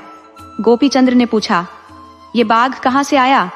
नानी ने कहा, कौन जाने कहां से आया, लेकिन अब वो किसी को भी कुएं के पास फटकने नहीं देता। जो भी वहां जाता है वो उसे खा जाता है, कोई उसे मार भी नहीं सकता। गोपीचंद्र ने पूछा, लेकिन नगर का राजा क्या कर रहा है? नानी ने कहा, राजा तो बेचारे मजबूर हैं। उन्होंने ऐलान कर दिया है कि जो कोई बाघ को मारेगा वो अपनी बेटी का विवाह उसके साथ कर देंगे। हर जगह तख्ते पर लिखवा दिया है, लेकिन कोई उस बाघ को कैसे मारे ये समझ में नहीं आता। खाना खाते हुए नानी से बातें करते करते रात हो गई। गोपीचंद्र भी खा पी कर सो गया। दूसरे दिन सुबह जल्दी उठते ही गोपीचंद्र ने कलेवा किया और उत्तर दिशा की ओर निकल पड़ा। वहां पहुंचने पर उसने देखा कि एक विशाल लोहे का फाटक है जो ताले से जड़ा हुआ है। इधर उधर नजर दौड़ाई तो कोई दिखाई नहीं दिया, लेकिन पहरेदारों की गश्त जारी थी। गोपीचंद्र ने ऊंची आवाज में पूछा, अरे कोई है? ये फाटक क्यों बंद है? कोई आकर इसे खोलेगा? तभी एक पहरेदार ने उत्तर दिया, यह दरवाजा नहीं खुलेगा। यदि तुम्हें अंदर आना है तो पूर्व दिशा से आओ। पर गोपीचंद्र ने जवाब दिया, नहीं, मैं इसी दरवाजे से अंदर आऊंगा, मुझे पूर्व दिशा का दरवाजा मंजूर नहीं है। पहरेदार ने कहा, क्यों इतनी जिद कर रहे हो? और यहाँ के कुएं के पास एक बाघ रहता है जो बेहद खतरनाक है, वो तुम्हें चुटकी में चबा जाएगा। गोपीचंद्र ने दृढ़ता से कहा, तुम दरवाजा खोलो, मैं बाघ को देखना चाहता हूं। पहरेदार ने उसकी हिम्मत देखकर दरवाजा खोल दिया और गोपीचंद्र फाटक से अंदर दाखिल हो गया। गोपीचंद्र कुएं के पास पहुंचकर इधर उधर बाघ को देखने लगा। बाघ ने गोपीचंद्र को देखा और फौरन उस पर हमला कर दिया, लेकिन गोपीचंद्र पहले से ही तैयार था। उसने तेजी से तलवार उठाई और बाघ की गर्दन पर वार किया। बाघ वहीं ढेर हो गया। फिर गोपीचंद्र ने बाघ की पूंछ और पंजे काट लिए और उन्हें अपनी झोली में रख लिया। गोपीचंद्र वापस उस बूढ़ी भटियारी के पास लौटा। बूढ़ी ने पूछा, कहाँ घूम के आए हो? गोपीचंद्र ने हंसते हुए कहा, रानी मसीह नगर तक गया था। गोपीचंद्र ने बताया, नानी, मैंने नगर के कुएं के पास बाघ को मरा हुआ देखा। पता चला कि एक गरीब और आलसी धोबी था जो नशे में धुत रहता है, उसी ने बाघ को मारा। वो बूढ़ी बोली, ऐसा कैसे संभव है? गोपीचंद्र ने आगे कहा, धोबी ने नशे में बाघ को देखा और बिना सोचे समझे उसे डंडे से मार दिया। जब उसकी आंखें खुली तो उसने देखा कि उसने बाघ को मार गिराया है। खुशी से उछल पड़ा और सोचने लगा कि अब राजा के पास जाकर उसकी बेटी से विवाह कर लेगा। धीरे धीरे यह बात पूरे नगर में फैल गई। सभी लोग हैरान थे कि धोबी ने अकेले बाघ को कैसे मार गिराया। धोबी खुशी से उछलता कूदता राजा के पास गया और गर्व से बोला, महाराज, मैंने बाघ को मार गिराया। आप चाहें तो कुएं के पास जाकर देख सकते हैं। अब आप अपनी बेटी का विवाह मुझसे करके अपना वचन पूरा करें। राजा और उनके मंत्री हैरान रह गए। सब सोच रहे थे, यह नशेड़ी धोबी कैसे किसी बाघ का सामना कर सकता है? लेकिन राजा ने वचन दिया था तो उन्हें विवाह करना ही पड़ेगा। सैनिकों ने जाकर कुएं के पास देखा और सच में बाघ मरा पड़ा था। राजा ने घोषणा की कि धोबी ने बाघ को मार गिराया है और राजकुमारी रूपवती का विवाह धोबी के साथ तय कर दिया गया। राजा को अपना वचन निभाना था तो उन्होंने अपनी बेटी का विवाह धोबी के साथ करने का निर्णय लिया। सभी लोग दुखी थे, लेकिन चमनलाल धोबी खुशी से फूला नहीं समा रहा था। उसके घर में उत्सव की तैयारी चल रही थी। इसी बीच बूढ़ी भटियारी के मन में शक हुआ कि अकेले धोबी यह काम नहीं कर सकता। उसने गोपीचंद्र की तलाशी ली और उसके झोले में बाघ के पंजे और पूंछ देखी। उसकी तलवार भी खून से सनी हुई थी। बूढ़ी का शक यकीन में बदल गया। वह बाघ के पंजे और पूंछ लेकर राजा के पास गई और उन्हें पूरी बात बताई। राजा को जब सच्चाई का पता चला तो उन्होंने धोबी चमनलाल को कैदखाने में डाल दिया और गोपीचंद्र को पूरे मान सम्मान के साथ राजमहल ले आए। इसके बाद उन्होंने अपनी बेटी रूपवती का विवाह गोपीचंद्र के साथ धूमधाम से संपन्न करवाया। गोपीचंद्र ने विवाह की तैयारियां होते देख विनम्रता पूर्वक कहा, मुझे क्षमा करें, लेकिन मैं अपनी माँ को फकीर बाबा की कैद से आजाद करवाए बिना विवाह नहीं कर सकता। मैं अपनी माता को वापस लेकर आऊंगा, तभी मैं आपकी बेटी से विवाह करूंगा और फिर रूपवती को अपने साथ ले जाऊंगा। राजा ने गोपीचंद्र की बात मान ली और उनके साथ भोजन देव नाम के एक ब्राह्मण को भेज दिया। गोपीचंद्र और ब्राह्मण ने पहाड़ी गंगानगर की ओर यात्रा शुरू की, जो सिंहगढ़ से लगभग 20 कोस दूर था। चलते चलते गोपीचंद्र को प्यास लगी तो वे एक कुएं के पास रुके, लेकिन कुएं का पानी बहुत गहराई में था और पानी निकालने के लिए उनके पास कुछ भी नहीं था। ऐसे में गोपीचंद्र ने अपने औजार जमीन पर रख दिए और अपनी पगड़ी का एक सिरा पेड़ से बांधकर कुएं में उतरे। बाहर खड़े ब्राह्मण ने गोपीचंद्र के औजार और गहने देखकर लालच में आकर उनके साथ विश्वासघात कर दिया। ब्राह्मण ने पेड़ से बंधी पगड़ी का सिरा तलवार से काट दिया, जिससे गोपीचंद्र कुएं में जा गिरे। कुएं में जमी हरियाली के कारण गोपीचंद्र बाहर नहीं आ पा रहे थे, लेकिन उन्होंने हार नहीं मानी। भोजन देव गोपीचंद्र के गहने और रुपए लेकर मौज मस्ती करने लगे, लेकिन जब उनके पास पैसे खत्म हो गए तो वे एक मंदिर के बाहर भीख मांगने लगे। उधर गोपीचंद्र कई दिनों से उसी कुएं में फंसे हुए थे। भूख और प्यास के कारण वे बेहद कमजोर हो गए थे, लेकिन अपनी कोशिशें जारी रखी। एक दिन जब एक राजा शिकार खेलने आया तो उसे भी प्यास लगी और वह कुएं के पास पहुंचा। राजा ने कुएं में गोपीचंद्र को देखा और तुरंत रस्सी डालकर उन्हें बाहर निकाला। गोपीचंद्र ने उस राजा को भोजन देव की धोखाधड़ी के बारे में बताया। पूरी कहानी सुनकर राजा को गोपीचंद्र पर बहुत तरस आया और उन्होंने उसे अपनी बेटी से विवाह करने का प्रस्ताव दिया। लेकिन गोपीचंद्र ने कहा, महाराज, मैंने अपनी माँ को फकीर बाबा की कैद से आजाद कराने का संकल्प लिया है। जब तक मैं उन्हें नहीं छुड़ा लेता मैं कोई सुख नहीं भोग सकता। राजा गोपीचंद्र की इस भलमनसाहत और कर्तव्य परायणता से बहुत प्रभावित हुए। उन्होंने सोचा कि यह युवक वास्तव में बहुत अच्छा है और उन्होंने गोपीचंद्र को अपने साथ नगर के मंदिर में दर्शन के लिए ले जाने का निर्णय लिया। मंदिर में गोपीचंद्र ने भोजन देव को भीख मांगते हुए देखा। गोपीचंद्र ने सब कुछ जानते हुए भी भोजन देव को राम राम कहा और राजा से उसके लिए धन और दौलत की व्यवस्था करवाई। अगली सुबह गोपीचंद्र राजा से विदा लेकर रवाना हुए। भूली भटियारी नगर अब भी दूर था और गोपीचंद्र बेहद थके हुए थे। उन्होंने एक टूटे फूटे मंदिर के पास एक पेड़ के नीचे आराम करने का निर्णय लिया। भूख के कारण उन्हें नींद नहीं आ रही थी, लेकिन खाने के लिए कुछ भी नहीं था। तभी जंगल से एक बाघ और सियार वहां आकर थोड़ी दूरी पर बैठ गए। बाघ ने सियार से कहा, भैया, क्या तुम्हें पता है कल राजा ध्रुवदेव की राजकुमारी लीलावती का आखिरी दिन है। राजकुमारी लीलावती बहुत बीमार है और कल मुझे अच्छे भोजन की कोई चिंता नहीं है। मैं दावत उड़ाऊंगा। सियार ने जवाब दिया, हाँ, लेकिन उसे बचाने के लिए कोई दवाई या उपचार नहीं है। बाघ ने कहा, उपचार तो है, पर लोग नहीं जानते। इस मंदिर की दीवार पर जो पौधा उग रहा है, अगर उसके पत्तों का रस निकालकर राजकुमारी को पिला दिया जाए तो वह पूरी तरह से ठीक हो जाएगी। गोपीचंद्र ने यह बातचीत सुन ली और उन्होंने फैसला किया कि वह इस औषधि का उपयोग करके राजकुमारी की जान बचाएंगे। अब उनके मन में एक नई योजना थी जो उन्हें उनके मकसद तक पहुंचा सकती थी। अगली सुबह होते ही राजकुमार गोपीचंद्र ने उठकर उस पौधे के पत्ते तोड़ लिए और अपने झोले में रख लिए। इसके बाद वे फिर से गोली भाटिया के घर लौट गए।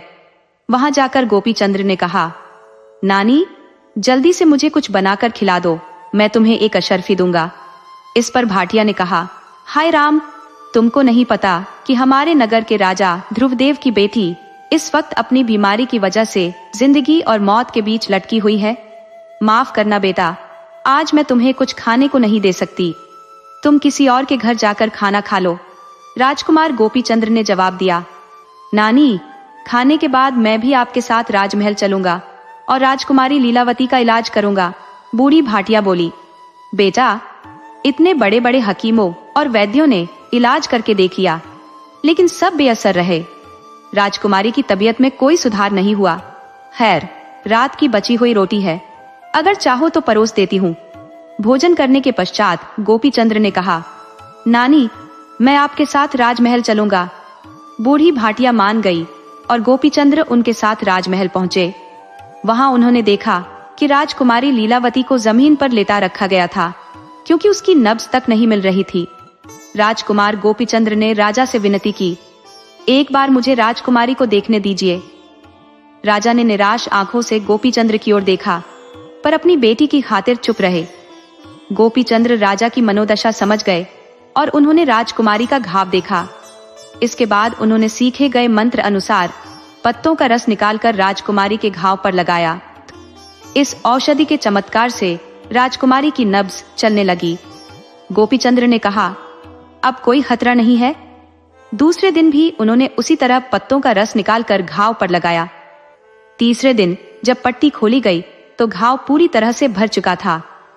राजमहल के लोग हैरान रह गए, क्योंकि राजकुमारी लीलावती अब पूरी तरह स्वस्थ थी। नगर के राजा ने कहा, तुम कोई साधारण इंसान नहीं हो, बल्कि फरिश्ता हो। मेरी बेटी जो मौत के कगार पर थी, अब तुम्हारी बदौलत स्वस्थ है। राजमहल में यह बात आग की तरह फैल गई और लोगों का तांता लग गया। हर कोई गोपीचंद्र के दर्शन करने आया। राजा ने अपनी बेटी को रथ पर बिठाकर पूरे नगर में घुमाया। उनकी खुशी का ठिकाना नहीं था। एक दिन राजकुमार गोपीचंद्र ने राजा से विदा लेकर लौटने की इच्छा प्रकट की। इस पर राजा बोले, तुमने मेरी बेटी की जान बचाई है। मैं चाहता हूं कि तुम मेरे दामाद बन जाओ। राजकुमार गोपीचंद्र ने कहा, महाराज, मैंने अपनी माता को फकीर बाबा की कैद से मुक्त कराने की प्रतिज्ञा ली है।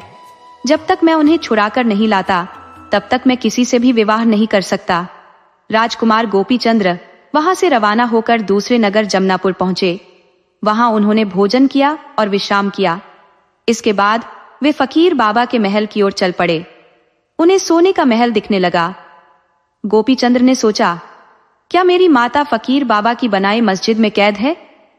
और क्या यहाँ मेरे पिता, चाचा, सैनिक सब पत्थर के बुत बन गए हैं? फकीर के नगर की पहाड़ी की सीमा पर एक पिशाचिनी पहरा दे रही थी। गोपीचंद्र को आते देखकर उसने तुरंत एक सुंदर स्त्री का रूप धारण कर लिया। वह पिशाचिनी गोपीचंद्र के सामने नखरे दिखाते हुए खड़ी हो गई। लेकिन गोपीचंद्र को तुरंत नागदेव के दिए गए उपदेश याद आ गए, जिससे वे उसके जाल में नहीं फंसे। गोपीचंद्र ने अपनी तलवार निकाली और उस पिशाचिनी पर वार करना चाहा, लेकिन पिशाचिनी घबराकर कांपने लगी और कहने लगी, युवराज, मुझे मत मारो, मैं आपके पांव पड़ती हूं। अगर आप मुझे जीवित छोड़ देंगे तो मैं आपकी माता को फकीर बाबा की कैद से मुक्त कराने का सरल तरीका बता दूंगी। गोपीचंद्र ने कहा, जल्दी बता, नहीं तो टुकड़े टुकड़े कर दूंगा। पिशाचिनी ने कहा, फकीर बाबा के महल के पास एक बूढ़ी औरत रहती है, जो फकीर बाबा के लिए रोज फूलों की माला बनाकर ले जाती है। जब तुम उसके घर जाओगे तो वह पूछेगी, पुत्र, तुम कौन हो और कहां से आए हो? तब तुम उससे कहना, मैं सुंदर चंद हूं। मेरे पिता का नाम श्यामचंद था और मेरी माँ का नाम राम प्यारी। मेरे माता पिता दोनों स्वर्ग सिधार चुके हैं। ऐसा कहने पर वह तुम्हें अपनी माता से मिलने का अवसर दे देगी। इसके बाद पिशाचिनी ने अपनी छड़ी गोपीचंद्र को दी और वहां से जान बचाकर भाग गई। गोपीचंद्र उस बूढ़ी औरत के घर गए और पिशाचिनी ने जैसा बताया था ठीक वैसा ही कहा। बूढ़ी औरत ने कहा, हाय राम, तुम मेरे पोते हो? और उसने गोपीचंद्र को अपने गले से लगा लिया। उसने पूछा, तेरे माता पिता तो ठीक है ना? गोपीचंद्र ने उदास होकर कहा, नहीं, वे दोनों स्वर्ग सिधार चुके हैं। मैं अब अकेला हो गया हूं। ये सुनकर बूढ़ी औरत भी रोने लगी और बोली, कोई बात नहीं बेटा, मैं हूं ना तुम्हारी दादी। अब से तुम मेरे पास रहोगे। फिर वह फकीर बाबा के लिए फूलों की माला बनाने लगी। गोपीचंद्र ने कहा, दादी, मैं भी माला बनाना जानता हूं। बूढ़ी औरत ने कहा, तो तुम भी मेरे साथ माला बनाने में मदद करो। गोपीचंद्र ने बहुत सुंदर माला बनाई, जिसे देखकर फकीर बाबा बहुत खुश होता। गोपीचंद्र ने फकीर बाबा के लिए कई मालाएं बनाई और एक छोटी माला अपनी मां सरस्वती के लिए भी बनाई, जिसमें अपनी पहचान के रूप में अपनी अंगूठी छुपा दी। बूढ़ी औरत माला लेकर फकीर बाबा के महल के अंदर चली गई। फकीर बाबा माला देखकर बहुत खुश हुआ और पूछा, आज की माला किसने बनाई? बूढ़ी औरत ने कहा, मेरा पोता, जो 2 दिन पहले मेरे पास रहने के लिए आया है। फकीर बाबा ने कहा, तेरा पोता तो बड़ा होशियार लगता है, मैं तेरा वेतन बढ़ा दूंगा। इसके बाद बूढ़ी औरत माला सरस्वती को देने के लिए उसके कक्ष में चली गई। जब सरस्वती ने माला देखी तो कहा, मैं इस माला का क्या करूंगी काकी? और उसने माला को दूर फेंक दिया। माला से अंगूठी नीचे गिर गई। अंगूठी देखकर सरस्वती को ऐसा लगा जैसे उसने अपने पुत्र को देख लिया हो। वह उदास होकर रोने लगी और बोली, पुत्र, तुमने मुझे ढूंढ लिया है और यहां तक पहुंच चुके हो, लेकिन इस फकीर से कैसे बचोगे? इसने पहले ही तुम्हारे पिता और काका की सेना को नष्ट कर दिया। गोपीचंद्र को जब पता चला कि फकीर बाबा को उसकी बनाई माला बहुत पसंद आई है, तो उसने और भी अच्छे से मालाएं बनानी शुरू कर दी ताकि वह फकीर बाबा का दिल जीत सके। सरस्वती ने गोपीचंद्र की भेजी अंगूठी अपने हाथ में पहन ली। समय बीतता गया और गोपीचंद्र ने फकीर बाबा के मन में अपनी जगह बना ली। एक दिन फकीर बाबा ने खुश होकर बूढ़ी औरत से कहा, माई, अपने पोते को यहां लेकर आओ, मैं उसे देखना चाहता हूं। दूसरे दिन बूढ़ी औरत गोपीचंद्र को लेकर फकीर बाबा के सामने गई। फकीर बाबा ने गोपीचंद्र को देखकर पूछा, क्या नाम है तेरा? गोपीचंद्र ने कहा, मुझे गोपी कहते हैं। फकीर बाबा ने कहा, गोपी, तुम बहुत सुंदर मालाएं बनाते हो, बताओ तुम्हें क्या चाहिए? सोना, चांदी, हीरे जवाहरात, हाथी, घोड़े? गोपीचंद्र ने कहा, फकीर बाबा, मुझे इन चीजों की कोई जरूरत नहीं। हीरे जवाहरात मेरे किस काम आएंगे? अगर आप मुझसे खुश हैं तो मुझे आपकी मस्जिद का दर्शन करना है। तो वो फकीर बोला, नहीं, मैं तुम्हें वहां नहीं ले जा सकता, क्योंकि वहां सरस्वती रहती है और उसने पूरे 12 साल का व्रत लिया है। मैं तुम्हें वहां नहीं ले जा सकता, कुछ और मांग लो। गोपीचंद ने कहा, ठीक है, अगर आप मुझे वहां नहीं ले जा सकते तो मुझे अकेले जाने दीजिए। फकीर बाबा ने कहा, मैंने मस्जिद को पूरी तरह से अपने जादू में बांध दिया है, इसलिए वहां नहीं जा सकता। गोपीचंद अपनी जिद पर अड़ गया और कहा, बाबा, मैंने आपके मस्जिद के बारे में बहुत सुना है। वहां जो मन्नत मांगता है वो जल्दी पूरी होती है, इसीलिए मैं वहां जाना चाहता हूं। फकीर बाबा ने कहा, अच्छा, अगर तुम मस्जिद में मन्नत मांगना चाहते हो तो मैं तुम्हें तरीका बताता हूं। फकीर ने गोपीचंद को मस्जिद के अंदर जाने का तरीका बता दिया। गोपीचंद मस्जिद के अंदर गया। उसने देखा उसकी मां उदासी में बैठी है। धीरे धीरे चलकर गोपीचंद अपनी मां के पास खड़ा हो गया। सरस्वती ने एक बार भी गोपीचंद की तरफ नहीं देखा। वह सोच रही थी कि यहां केवल फकीर ही आ सकता है, और उसने कड़क आवाज में कहा, फकीर, वहीं रुक जा, आगे बढ़ने की कोशिश मत करना, नहीं तो तेरे टुकड़े टुकड़े हो जाएंगे। गोपीचंद ने कहा, मां, यह मैं हूं, आपका पुत्र, एक बार सिर उठाकर देख लो, मैं गोपीचंद हूं। सरस्वती ने कहा, मैं तुम पर कैसे विश्वास करूं? यह फकीर बाबा की चाल भी हो सकती है। गोपीचंद ने कहा, मां, मैं आपका बेटा हूं, मैं आपको बचाने के लिए यहां तक पहुंचा हूं। मैंने ही 2 अंगूठी उस बूढ़ी दादी के पास भेजी थी, मुझे विश्वास करो मां। सरस्वती ने गोपीचंद को गले लगा लिया, लेकिन उसे छोड़ने का मन नहीं कर रहा था। वह अपने पुत्र से दूर नहीं होना चाहती थी। गोपीचंद ने कहा, मां, मुझे जाना होगा, वरना फकीर को शक हो जाएगा और मैं जल्द ही लौट कर आऊंगा। सरस्वती ने कहा, बेटा, तुम छोटे हो, अकेले उस बेरहम फकीर का सामना कैसे करोगे जिसने तुम्हारे पिता, चाचा और पूरी सेना को पत्थरों में बदल दिया। गोपीचंद ने अपनी मां को धीरज बंधाया और फिर मस्जिद से बाहर निकल आया। फकीर के पास जाकर उसने ऐसे अभिनय किया जैसे उसे कुछ पता ही ना हो। फकीर ने पूछा, कैसी लगी मेरी मस्जिद? गोपीचंद ने कहा, बहुत सुंदर है, वहां से लौटने का मन नहीं कर रहा था। फकीर ने कहा, पगले, मस्जिद देखने से पेट नहीं भरता, पेट भरने के लिए खाना खाना पड़ता है, मन को शांत रखने के लिए राज्यों को जीतना पड़ता है। गोपीचंद अपनी दादी के साथ घर लौट आया। अगले दिन सरस्वती जल्दी उठी, स्नान किया, अच्छे कपड़े पहने और फकीर के लिए बढ़िया पकवान बनाए। फकीर ने भोजन का न्योता स्वीकार कर लिया और सरस्वती की बनाई भोजन का आनंद लिया। आज फकीर का दिल खुशी से झूम उठा था।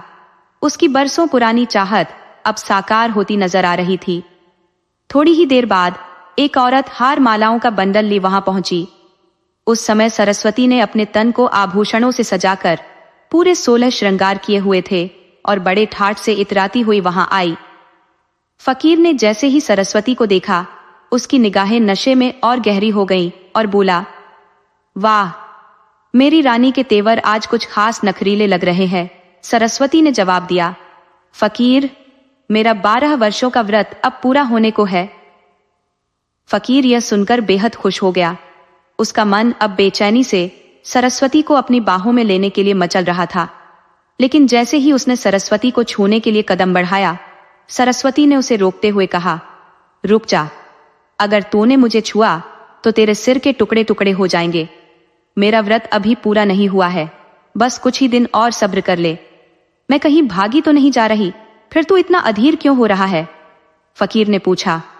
तेरा व्रत पूरा होने के बाद तू मेरी इच्छा पूरी करेगी ना? सरस्वती ने हाँ में सिर हिलाया, लेकिन कहा, मुझे पहले तुमसे एक सवाल पूछना है। फकीर ने कहा, पूछो, क्या पूछना चाहती हो? सरस्वती ने चालाकी से पूछा। मुझे बस इतना जानना है कि तुमने अपनी जान कहाँ छुपा रखी है। अगर किसी ने तुम्हें मार डाला तो मेरे भविष्य का क्या होगा? सोचा है तुमने? मेरे बिना तुम्हारे मरने के बाद मेरी जिंदगी का क्या होगा? मैं कहाँ जाऊंगी? फकीर ने जवाब दिया, तू मेरी चिंता मत कर। मेरी जान बहुत महफूज जगह छुपी हुई है, जहां कोई भी नहीं पहुंच सकता। वह रहस्य सिर्फ मैं जानता हूं। लेकिन सरस्वती ने जिद करते हुए कहा, मुझे तब तक यकीन नहीं होगा जब तक मैं अपनी आंखों से न देख लूं। बस एक बार मुझे बताकर मेरी तसल्ली कर दे। फकीर ने थोड़ी सोच विचार के बाद कहा, ठीक है, सुन। 7 समंदर पार एक पत्थरों का देश है।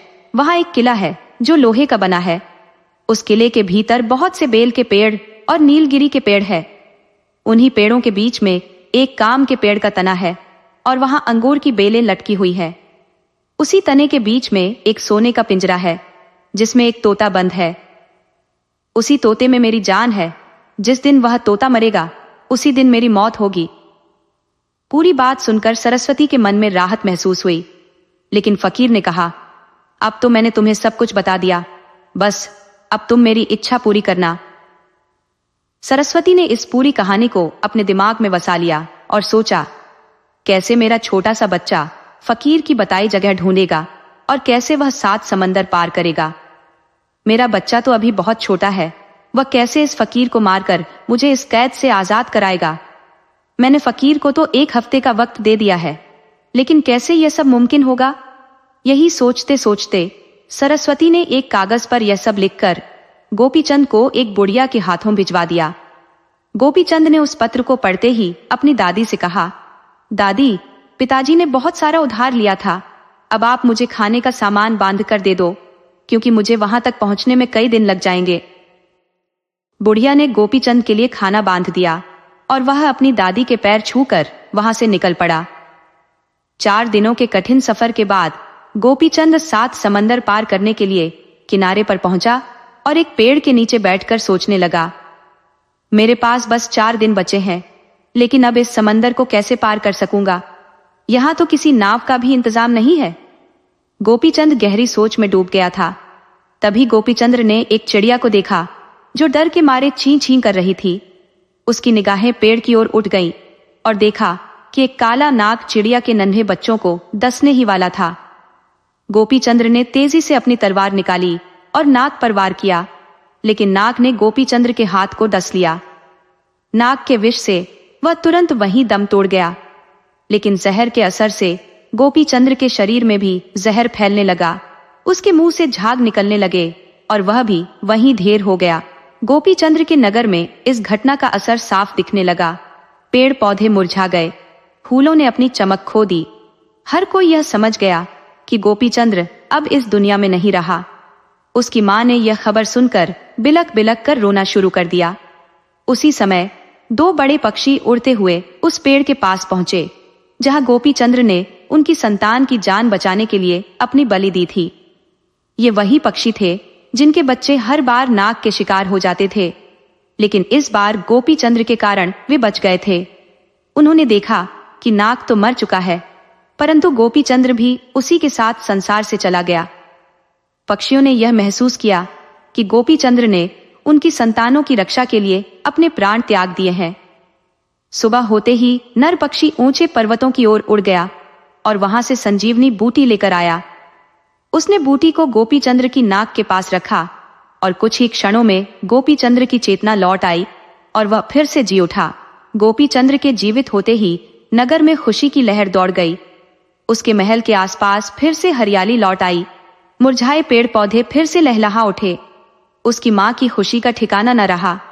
पूरे नगर में डोंडी पिटवा दी गई कि गोपीचंद्र जीवित हो गया है और लोग खुशियां मनाने लगे। उधर उन पक्षियों ने गोपीचंद्र से पूछा, हे वीर पुरुष, तुमने हमारे बच्चों की जान बचाई है, इसके बदले में तुम क्या चाहते हो? गोपीचंद्र ने कहा, मुझे 7 समंदर पार जाना है।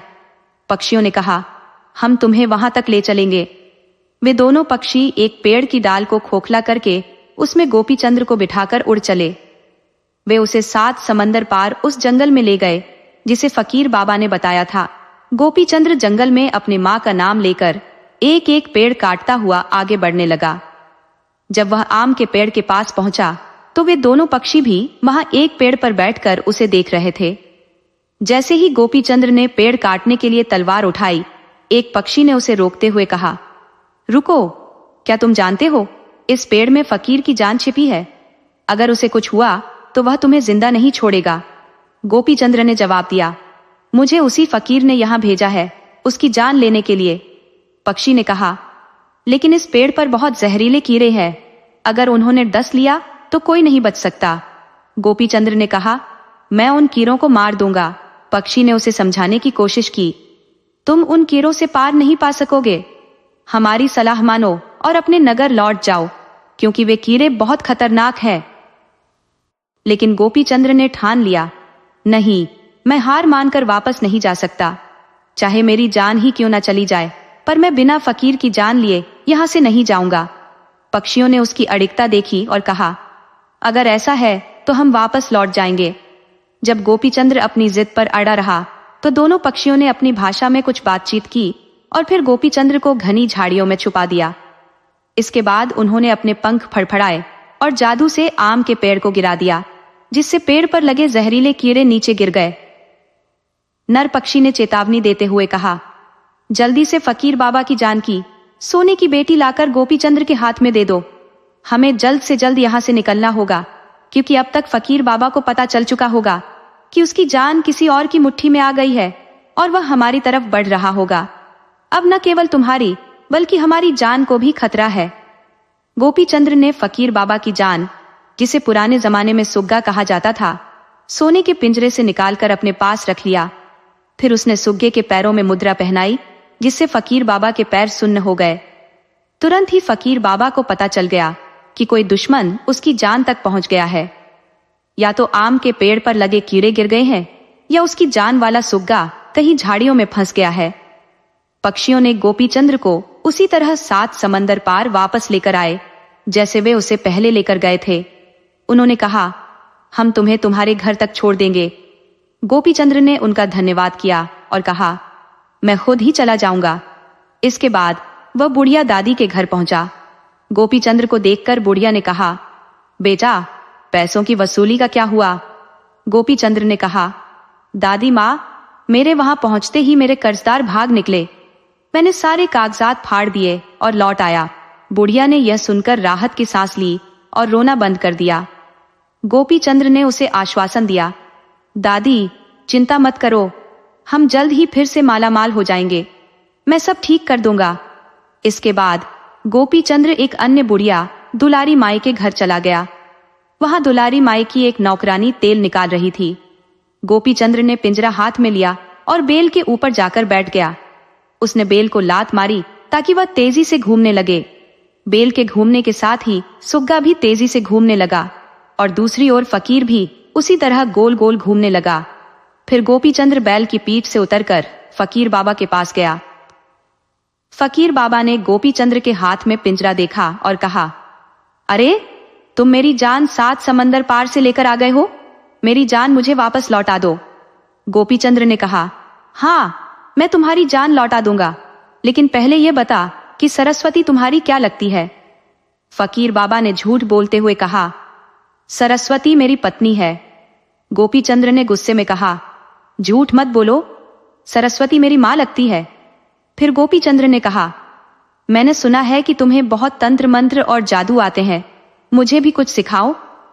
फकीर बाबा ने जवाब दिया, मेरे मंत्र जादू किसी और को नहीं सिखाए जा सकते। गोपीचंद्र ने कहा, तो फिर मरने के लिए तैयार हो जाओ। उसने जैसे ही सुग्गे का गला घोंटना शुरू किया, फकीर बाबा ने तुरंत अपने सारे तंत्र, मंत्र और जादू की विद्या गोपी चंद्र को सिखा दी। फिर फकीर बाबा ने अपनी जादू की छड़ी भी उसे दे दी और सिखाया कि इसका इस्तेमाल कैसे करना है। इसके बाद फकीर बाबा ने गोपी चंद्र के पिता, चाचा और सभी सिपाहियों को वापस इंसान बना दिया, जिन्हें उसने कुछ साल पहले पत्थर में तब्दील कर दिया था। फकीर बाबा ने सरस्वती को भी कैद से आजाद कर दिया। गोपी चंद्र ने सरस्वती को फूलों के रथ में बिठाया और फकीर और उसकी रखैल होली भाई को उसे खींचने के लिए कहा। गोपी चंद्र के आदेश के आगे फकीर और होली भाई के पास कोई और विकल्प नहीं था। अंततः गोपी चंद ने उस बुढ़िया को भी अपने रथ पर बैठा लिया। फिर वह अपने माता पिता को पूरी आदर सम्मान के साथ लेकर चल पड़ा। सबसे पहले वह उस राजा के नगर गया जिसकी बेटी का उसने उपचार किया था। वहां उसने बड़े धूमधाम से राजा की बेटी से विवाह किया। कुछ दिन रामनगर के राजा के पास ठहरने के बाद वह राजनगर के राजा के पास गया और रूपवती से विवाह किया। गोपी चंद ने अपनी दोनों रानियों, माता पिता और चाचाओं को साथ लेकर अपने पूरी सेना के साथ धामपुर नगर लौटने का निर्णय किया। सरस्वती की बहनें बेहद प्रसन्न थीं जब उन्होंने देखा कि सरस्वती और उनकी नीतियां जीवित और सुरक्षित है। सरस्वती की बहनों ने अपने पुराने गहने और साज श्रृंगार फिर से पहन लिए जो उन्होंने पहले त्याग दिए थे, क्योंकि फकीर बाबा के कारण उन्होंने खुद को विधवा मान लिया था। लेकिन एक नई समस्या खड़ी हो गई जब सरस्वती के पति ने कहा, मैं कैसे मान लूं कि सरस्वती अभी भी पतिव्रता स्त्री है, मुझे उस पर भरोसा नहीं है। तब गोपी चंद ने अपनी उंगली से अंगूठी निकालकर उसे उबलते तेल में डाल दिया और अपनी मां से कहा, इस अंगूठी को तेल से निकालो। सरस्वती ने बिना किसी झिझक के उबलते तेल में हाथ डालकर अंगूठी बाहर निकाल ली। फिर भी सरस्वती के पति ने संशय जताया, क्या पता उस फकीर बाबा ने सरस्वती पर कौन से तंत्र मंत्र किए हों, मुझे अब भी उस पर विश्वास नहीं है।